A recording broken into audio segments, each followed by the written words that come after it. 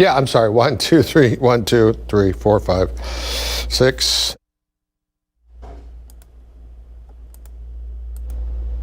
Hello, 1, 2, 3, 4, 5, 6. Puppies, bunnies, rabbits, rainbows, kittens, tortillas. I'm out of ideas.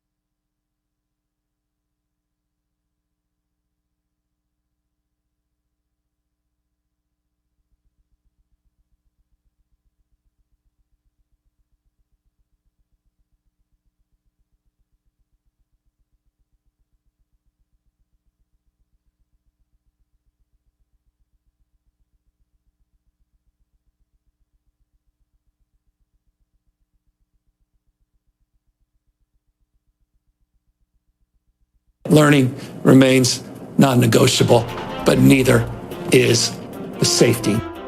Coming up on NBC Palm Springs, most schools in the state will not be open this fall for in-person class. The governor gives a definitive set of parameters for reopening schools in our state. Temperatures almost right on the money today. We're warming going into the weekend, but it's the long-term forecast that's very interesting. We'll take a look coming up.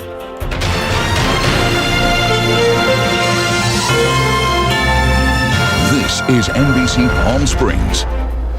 Good evening. Thank you for joining us tonight. I'm Gino Lamont. And I'm Sarah Sanchez. Topping our news tonight, the U.S. sets a record 9 times in the past month for daily cases of COVID-19.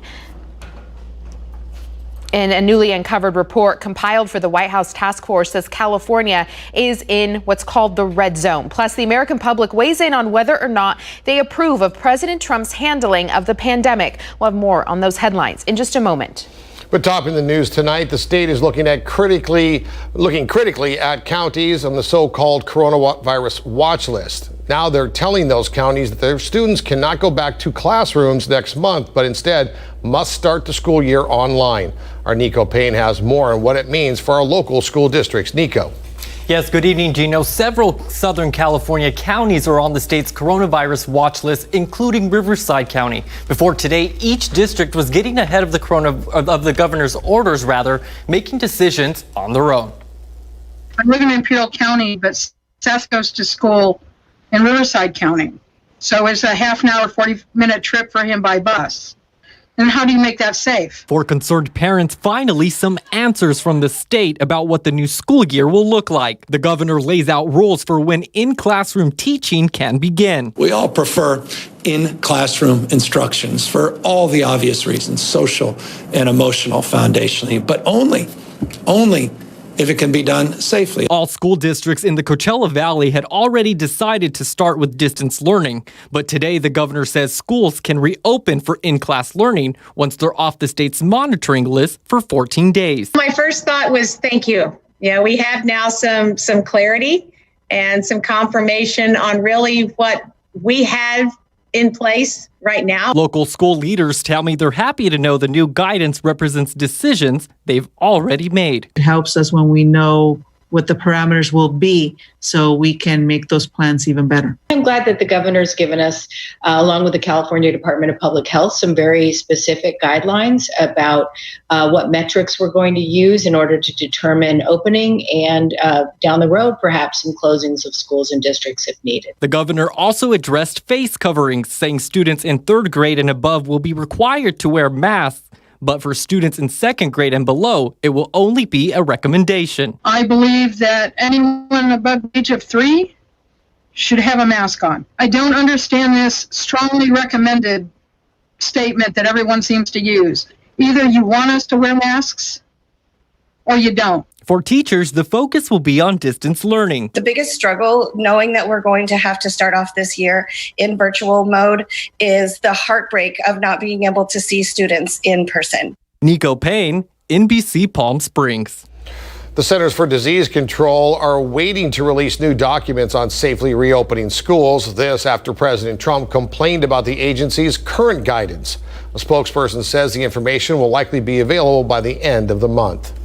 Let's take a look at the latest COVID-19 numbers from Riverside County and the entire Coachella Valley. 518 new cases were reported in the county today, 117 of those in the Coachella Valley. Only 2 new deaths were reported countywide, but both were in the Coachella Valley, reported both in Cathedral City. For some perspective, take a look at this graph from Riverside County Public Health. This shows each day's reported cases. That spike you see is from the last week, when we set new daily case records multiple times. And this graph tracks the number of daily tests in the county and how many of those are positive. The most recent data confirms our positivity rate is just around 17%. That means 17% of people who tested for coronavirus in the county were positive for COVID-19. Hospitals in our county are seeing a surge in COVID-19 patients, and hospital staff have been dealing with this crisis for months now. Tonight, we're going to hear from one doctor who went to New York during their surge, and now she's back home to help us with our surge. Kitty Alvarado has her story and joins us now. Kitty. That's right. Dr. Stephanie Lowe is an ER doctor. She's been on the front lines of this pandemic ever since a plane full of evacuees from Wuhan, China, landed at March Air Reserve Base in January, and she hasn't slowed down. Her experience in New York is helping her save lives right here. Dr. Stephanie Lowe is an emergency medical physician at Riverside University Health System Medical Center. Her passion to help people and challenge herself took her to New York to help at the height of their COVID surge. It was almost indescribable how many patients that they had and how their hospitals were functioning. She was assigned to work in the intensive care unit, which at that point was most of the hospital. Their ICUs were completely overwhelmed. Almost every single floor in the hospital I worked at were ICU floors designed for these COVID patients. Nothing could prepare her to see this many COVID patients suffering the worst of the illness, many on ventilators, fighting severe respiratory disease and multi-organ failure. Trying to manage it was such a huge struggle, not only physically, emotionally, mentally. The long hours didn't weigh on her as much as the worst side effect of this disease, patients dying alone. It's the biggest part of the emotional toll is knowing that somebody's family member is dying and they can't be there. Now hospitals across the county, including hers, are implementing their surge plans because of the spike in COVID cases. While it's nowhere near what it was in New York, she knows the reality of what can happen. If it gets out of control and we surge too quickly, patients are unfortunately going to suffer. And we want to take care of them. We want to give everybody the best possible chance with this disease. She learned many valuable lessons about this virus that are helping save lives here and is grateful for the trials she went through to learn them. What an amazing experience that I got to go there, that I got to see it, and that I got to help and somewhat hopefully made a difference. And Dr. Lowe says she was never afraid to get sick, rather more worried about her colleagues. She's definitely a brave hero. We're grateful to her and all of those working on the front lines to fight this virus. I'm Kitty Alvarado. Thank you, Kitty. The nation's top infectious disease doctor, Dr. Anthony Fauci, says we need to focus on the current wave, the here and now, not on what could happen with the so-called second wave predicted in September or October. People keep talking about the possibility of a second wave in the fall. That's a historic terminology related to another time and another outbreak. I think we need to concentrate on where we are right now, because if you're talking about waves, we are really essentially still in the first wave when you're having, up to 70,000 new infections in certain areas of the country. Dr. Fauci made the comments this morning to the U.S. Chamber of Commerce Foundation. Recall Gavin. A group calling themselves the Coachella Valley Patriots held a rally in Palm Desert over the governor's mask mandate and school decisions. They say they want to recall Governor Newsom. We are protesting because now we don't have to wear masks per Governor Newsom, and we can socialize per Governor Newsom because we're protesting, and this is a protest against you, Governor Newsom. How damaging it is for our children to be at home and to try and learn and get an education from their bedroom is not going to work. The group also says they wanted to show support for police officers.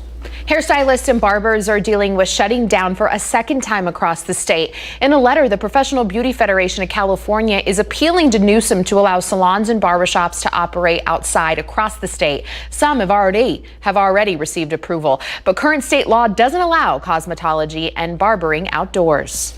But there's another thing headed outdoors: movies. Palm Springs Cultural Center transforms into a drive-in movie theater tonight and all weekend.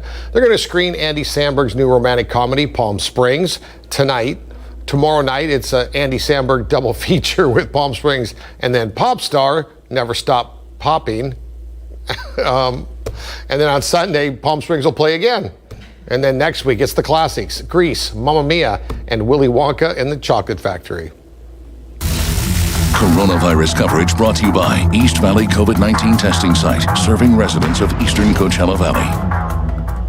Taking a live look now from our Agua Caliente Casino Camp in Rancho Mirage. We're going to send things over to NBC Palm Springs Chief Meteorologist Mike Everett with a look at the conditions tonight. Mike, especially if people are heading out to the drive-in, what can they expect? Sarah, that was some sage advice there. Remember, never stop popping. Temperatures popped up 2 degrees above average today. 110 is where we got to. 108 is the 30-year average for today's date, so not bad, just a degree or two above there. We managed to balance that out by staying in the upper 70s, which is exactly where the 30-year average is. 120 is the record for today's date, so to be 10 degrees below that was a nice thing. And 56 is our overnight record set back in 1940. Take a look outside right now. We are already starting to cool. The sun is moving towards the west there on the horizon. Currently 102 in Desert Hot Springs, stubbornly holding on to 110 at the airport right now, 107 in Coachella, and meanwhile off towards our west, they're already 86 in Idlewild and tracking 104 out towards 29 Palms. To answer the big question tonight, if you are planning on heading out, it will still be warm. We're a desert in Southern California, but look, by the time we get to 8 p.m., we'll be right at the triple-digit mark, and then it's all downhill from there. 96 by 9 p.m.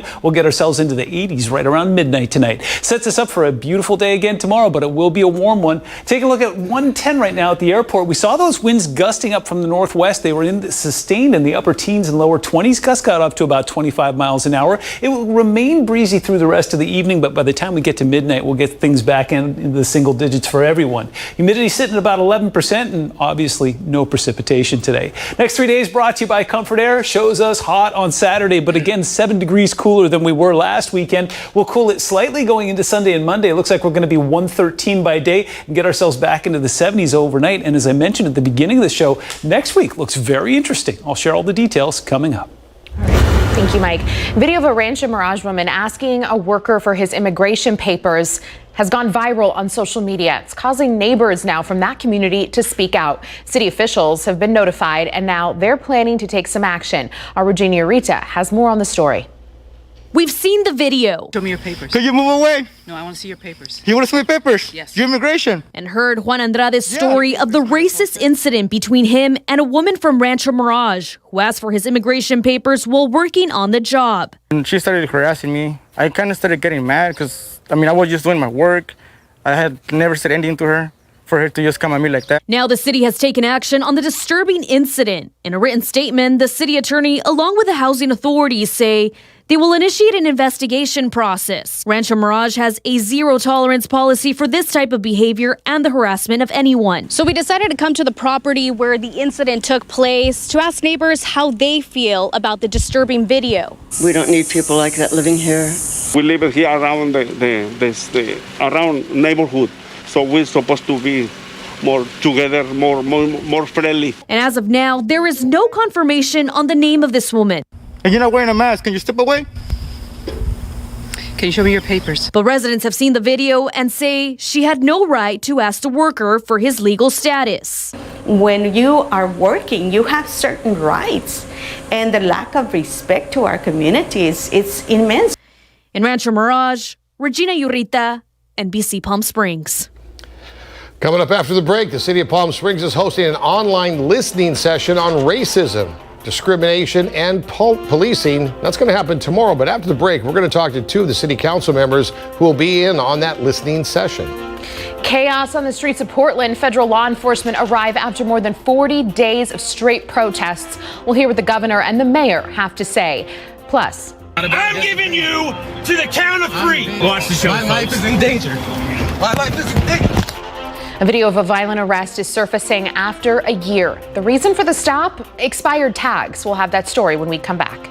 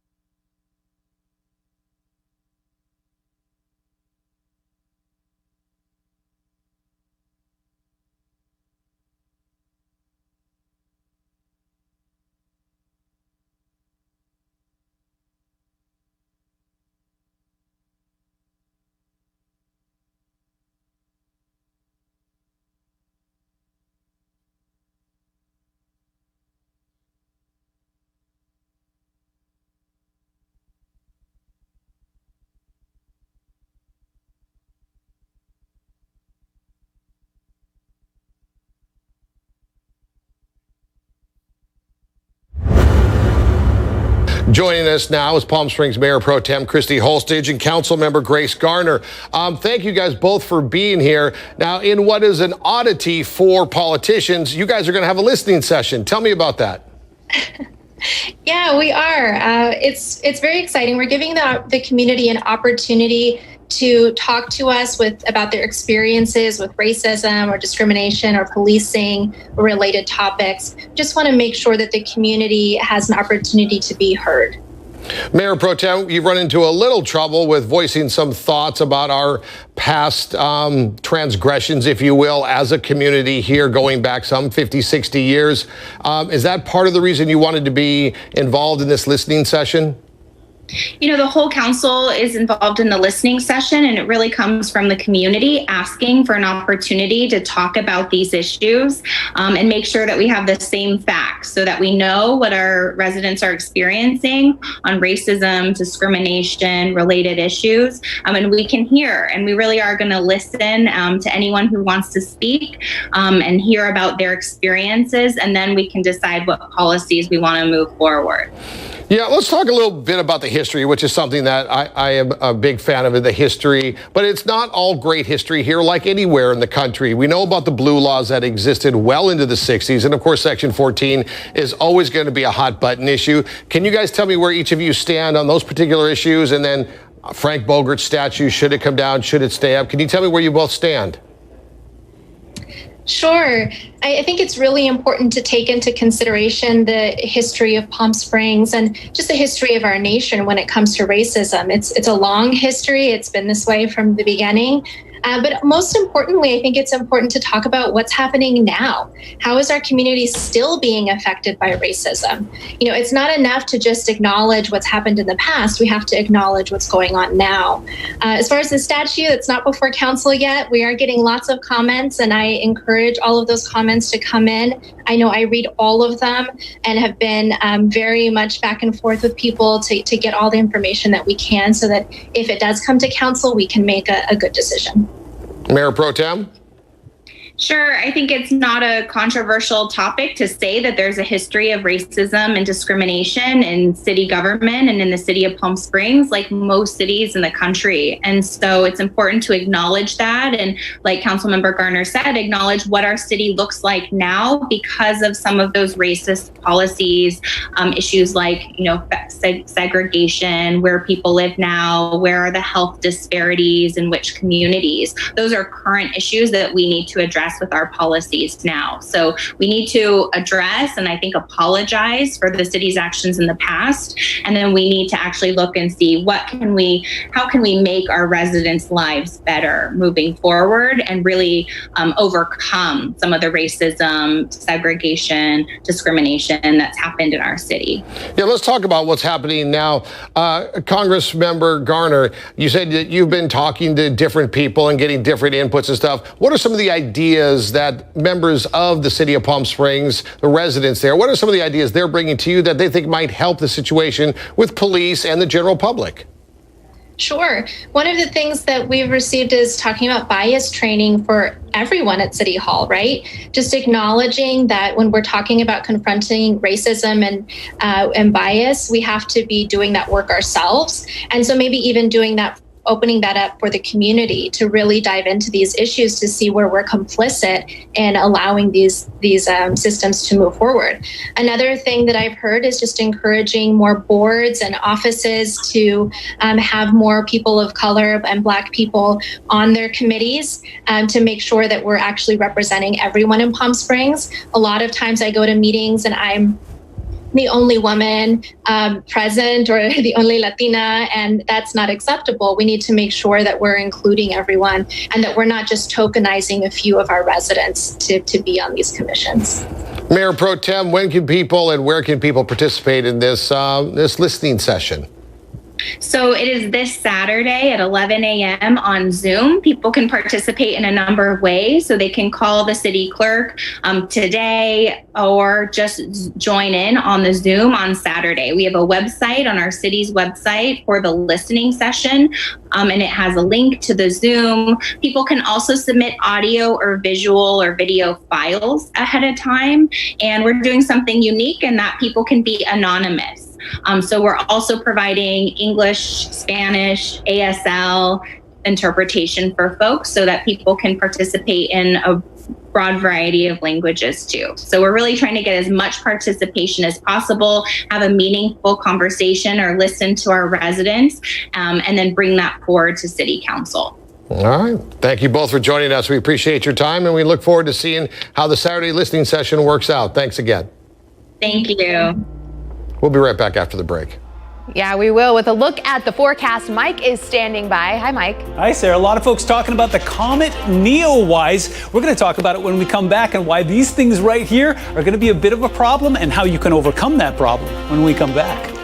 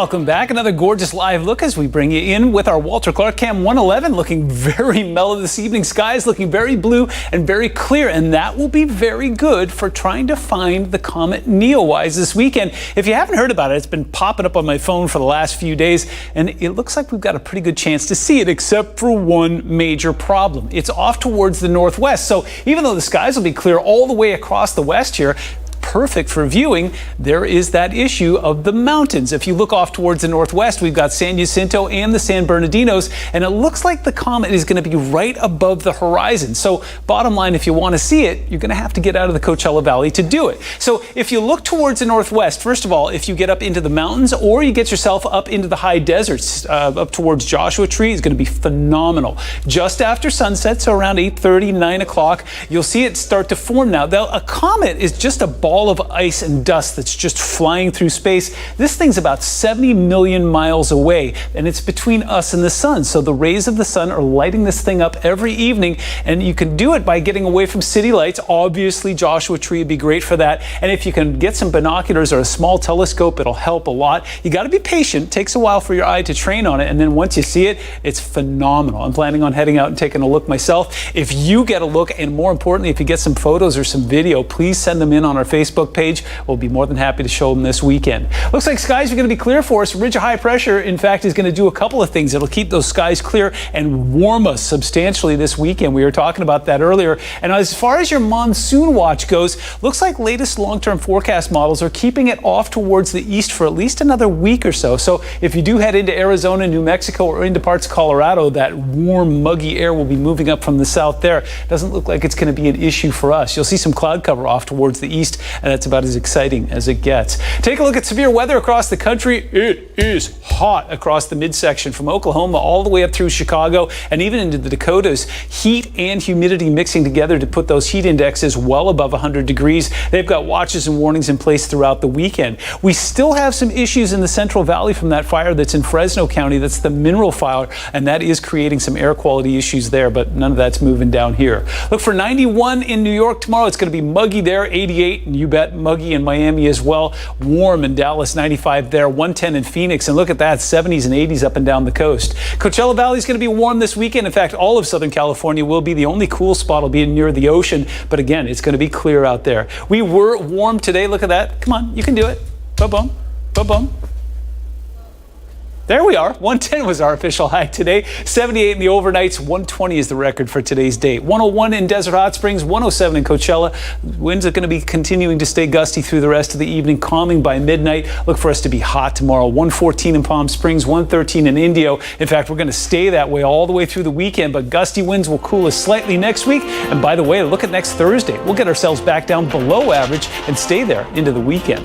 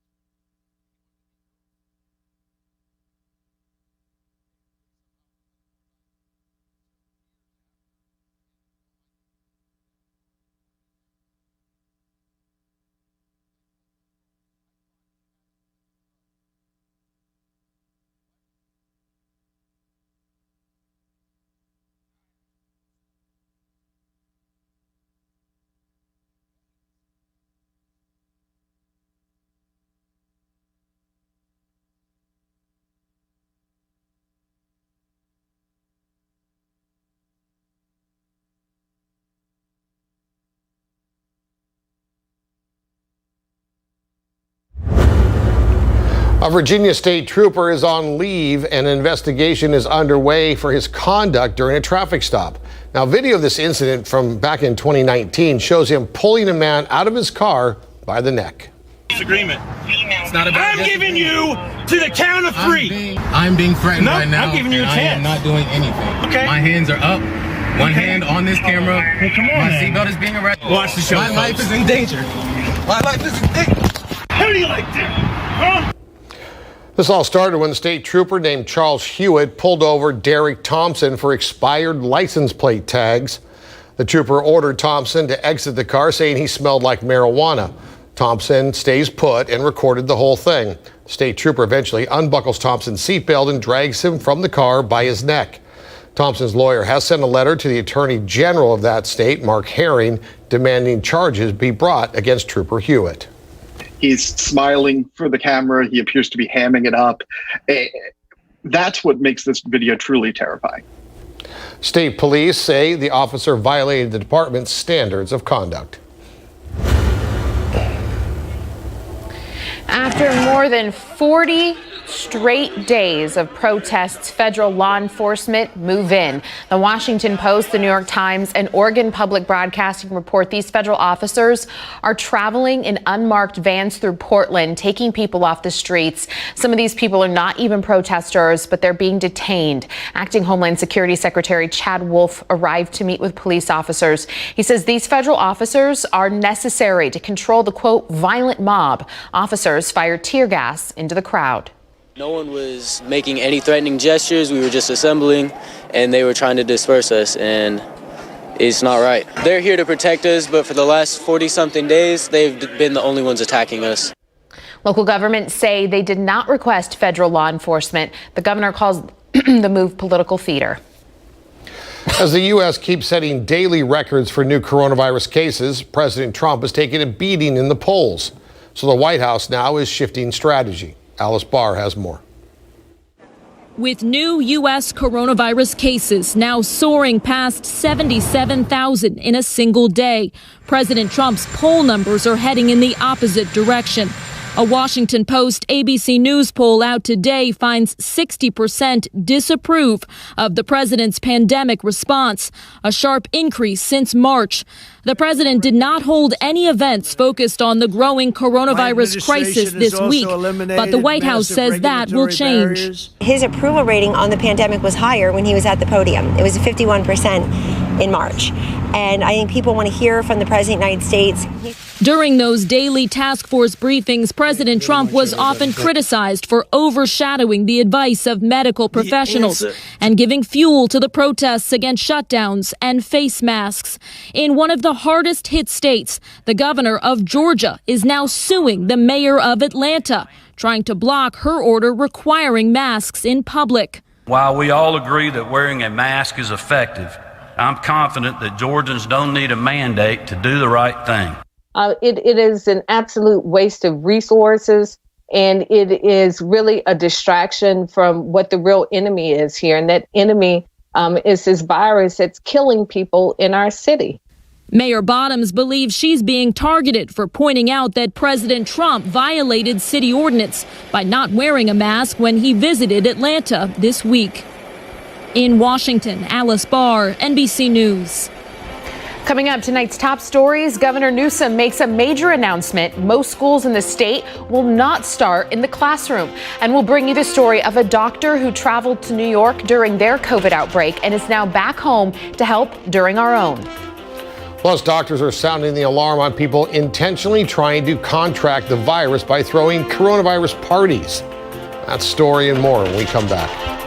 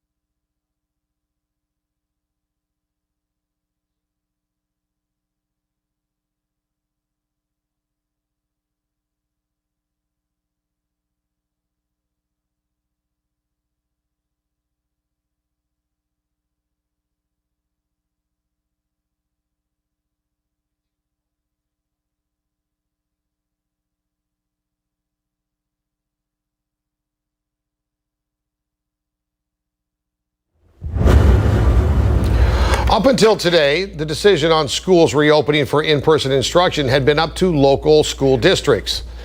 The state is looking critically at counties on the so-called coronavirus watch list, and now they're telling them that their students can't go back to the classrooms next month, but instead, all schools in the hot zones should start those school years online.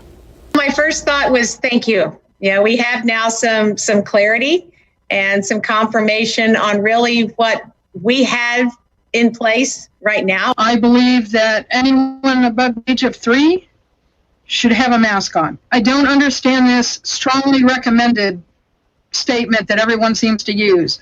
Either you want us to wear masks or you don't. All school districts in the Coachella Valley had already decided to start with distance learning. The governor says local schools can reopen for in-class learning once the county is off the state's monitoring list for 14 days. Hospitals in our county are seeing a surge in COVID-19 patients, and hospital staff have been dealing with the crisis for months now. But today, we hear from one doctor. She went to New York during the height of their surge and is back home to help with ours. While it's still nowhere near what it was in New York, she knows the reality of what could happen. If it gets out of control and we surge too quickly, patients are unfortunately going to suffer. And we want to take care of them. We want to give everybody the best possible chance with this disease. Yeah, she says what takes the greatest toll in working with patients with this disease is watching them die without their loved ones. She's urging everyone to do everything they can to slow the spread. Taking a live look outside now. Yeah, the sun is shining just over the mountains there. So let's check in with NBC Palm Springs Chief Meteorologist Mike Everett at the AccuWeather Forecast Center. Hey, Mike. Gino, one of the really fun things to do this time of year is do a comparison and contrast. This is a live look from our Antarctica cam. This is the McMurdo Station in Antarctica. Of course, the polar opposite of where we are right now. They are experiencing the 24-hour days where it is completely and totally dark there. Current temperature, 15 below 0 Fahrenheit. And you know what? Overnight temperature will get into the minus 40 range. So that's exactly the opposite of what we are tracking. In fact, we are a bit on the warm side out there. We got up to 110 today. That's 2 degrees above average. In fact, 108 is the 30-year average for today's date. We've backed off 2 degrees. Got that wind coming in from the northwest there, giving us some nice ventilation. By the time we get to midnight tonight, we'll get that back into single digits. It can be a very standard night as far as mid-July goes. Humidity sitting at 10%, not bad at all. Tracking some warming as we go into the weekend. Your Comfort Air 3-day forecast is showing us getting back into that 110 range on Saturday and Sunday. Nothing like it was last weekend. We're not going to be doing any of that 120 stuff. And then what happens next week is very interesting. We're keeping an eye on that monsoonal moisture. Remember, the long-term forecast was expecting us to see some of that, but it's what happens to these numbers. That's the interesting part. We'll take a deeper dive coming up. Well, it sounds hard to believe, but it's real enough that doctors are now issuing warnings. Some people are reportedly attending COVID parties where they actually try to see if they get the virus. Brian Todd has details. There's a group of like 50, 60 people just dancing on the road. Dozens of young people seen at a party in Osceola County, Florida. Sheriff's officials tell CNN affiliate WESH they believe parties like this have led to a spike in coronavirus cases in that area. In Michigan, young people's parties in the towns of Saline and Torch Lake, officials say, have exploded into dozens of cases of COVID. But that's not the worst of it. While some parties are attended by young people who simply think they won't get infected, other parties seem to have been hosted by people who knew they were infected, or attended by people trying to get infected, local officials say, driving America's top expert on infectious disease to incredulity. When I hear about these COVID parties, it just, makes my head spin, because when you get infected, what you're doing is you're not in a vacuum. You are part of the propagation of the outbreak. Dr. Jane Appleby, chief medical officer at Methodist Hospital in San Antonio, put out a videotaped message in recent days about a 30-year-old patient at her hospital who she said admitted to attending a COVID party. This is a party held by somebody diagnosed with the COVID virus, and the thought is that people get together and to see if the virus is real and if anyone gets infected. Just before the patient died, they looked at their nurse and they said, "I think I made a mistake.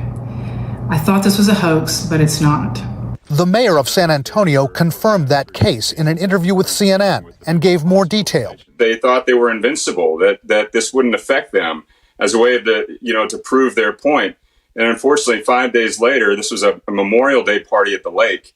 5 days later, this young man got sick. Officials in Tuscaloosa, Alabama, recently spoke about information they had received on young people apparently throwing COVID parties in that city. A city council member relaying accounts of grotesque contests. They're putting money in a pot, and they're purposely trying to get COVID from the person who has COVID, and apparently whoever gets COVID first gets the pot. Contacted by CNN, health officials in Alabama and San Antonio said they investigated the reports, but could neither confirm nor deny the existence of COVID parties in their areas. Even though younger people appear to be at a lesser risk of severe illness or death from coronavirus, one expert says it's beyond words that they'd play Russian roulette with their own lives or the lives of others. They may infect their parents or their grandparents or their teachers or their employer, who might be over the age of 65, who might have an underlying condition, and they will die. I can't think of anything more stupid than to go to a COVID party. It's Brian Todd reporting. Health officials warn even people who recover from COVID-19 without complications aren't immune from complications later in life. The virus could lead to heart failure, kidney failure, or lung disease later in life. We'll be right back.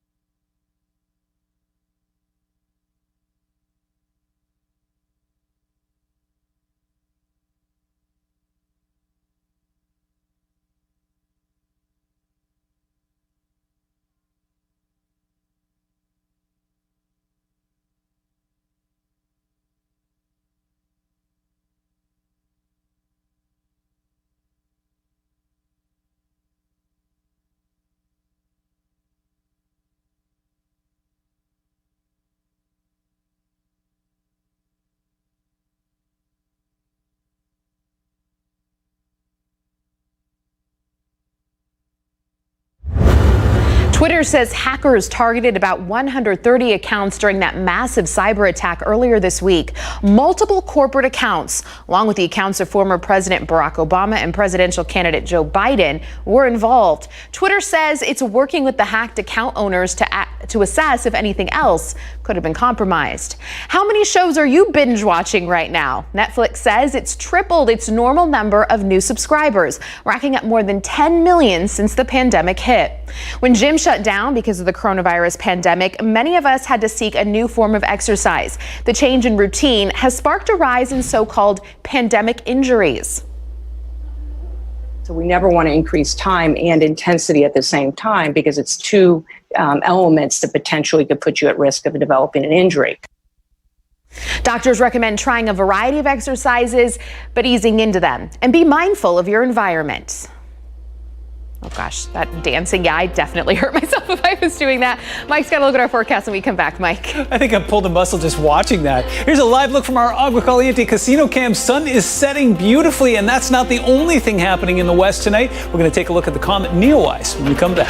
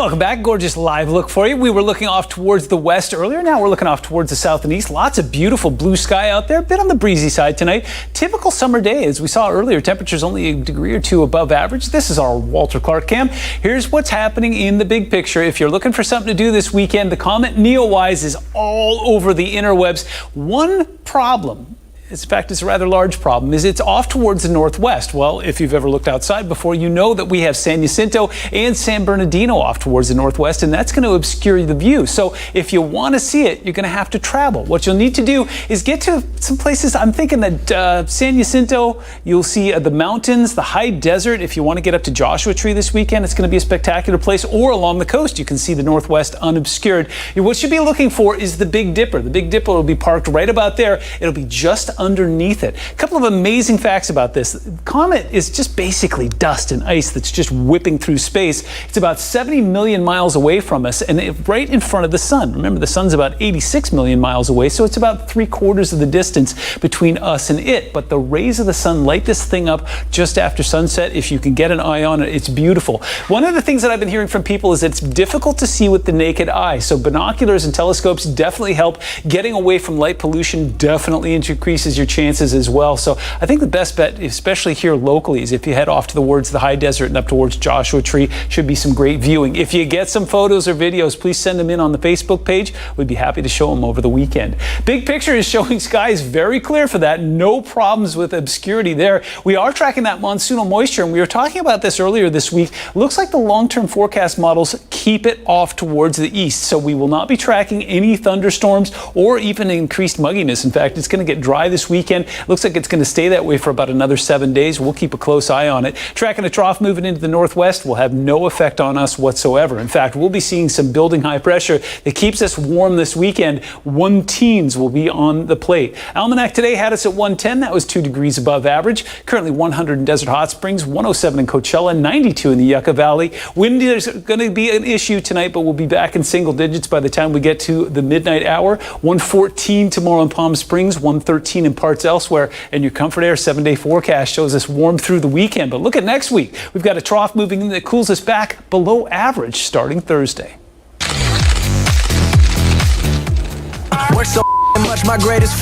To retire at the ripe old age of 30. That's the plan for the rapper known as Logic. He says his 6th album, titled No Pressure, will be his last. The album is set to release later this month on July 24th. He tweeted the news saying, quote, "It's been a great decade. Now it's time to be a great father." Logic, born Robert Hall, is married to fashion designer Brittany Noel, and they just had a little boy, and he's 30. Time to hang it up, relax, get on the hammock, kick back for a while. We're back after the break.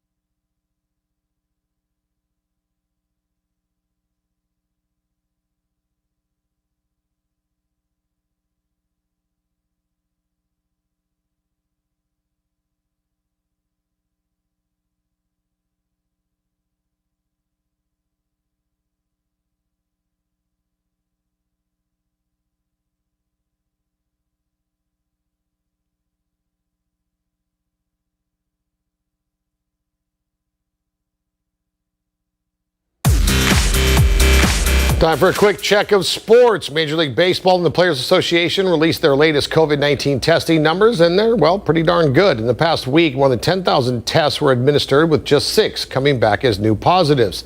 Since they began testing, 23 of the 17,949 samples have tested positive. For those of you that like the math, that's just 0.1% samples coming back positive. Baseball will return next week, which is great because even I'm getting tired of watching the Dodgers play themselves. PGA Tour continues its return to action with this week's Memorial Tournament at Muirfield Village in Dublin, Ohio. It's the 6th PGA Tour event held without spectators due to the virus. At 9 under, Ryan Palmer and Tony Finau stand in the lead. Heading into round 3, John Rahm is back a stroke at 8 under for 3rd. And 3 are tied for 4th place. All the way down at the bottom of the leaderboard, Tiger Woods tied for 64th at 3 over. Here's Tiger on his day 2 performance. Well, not very good. I 3-putted 2 holes early, and whatever kind of momentum that I was going to create, I stifled that early and fought it the rest of the day. Aging is not fun. Early on in my career, I thought it was fantastic because I was getting better and better and better, and now I'm just trying to hold on. Have continued. Yeah, you and me both, Tiger. After shooting a 1 under 71 yesterday, Tiger followed that up with a 76 today, leaving him 3 over and right at the cut line. All right, still to come tonight, a yellow lab. Cleo feels right at home on the front porch. The only thing is, it's not his front porch, or at least not anymore. They moved 2 years ago. Cleo, after the break.